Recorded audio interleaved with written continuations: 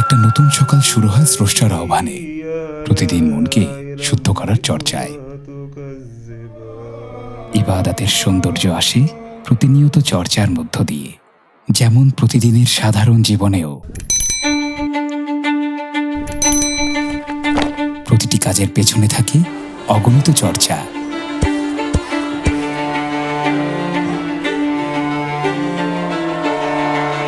জীবনের শখ, আহ্লাদ, স্বপ্নগুলো জন্ম নেয় এই ছোট ছোট মুহূর্ত থেকেই নিজ নিজ শহরের প্রতিটি কোণে।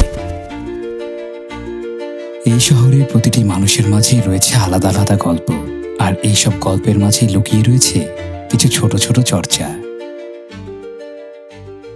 একজন শিক্ষার্থীর স্বপ্ন এভাবেই তৈরি হয়, প্রতিটি চেষ্টায়, প্রতিদিনের চর্চায়।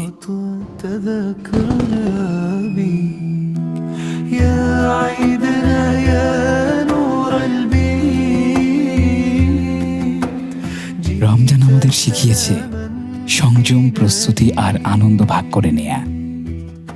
দিন শেষে একসাথে ঈদের আনন্দ, এই ধৈর্যেরই ফল। প্রশান্তি ও ভালোবাসায় ভরে উঠুক এই ঈদ।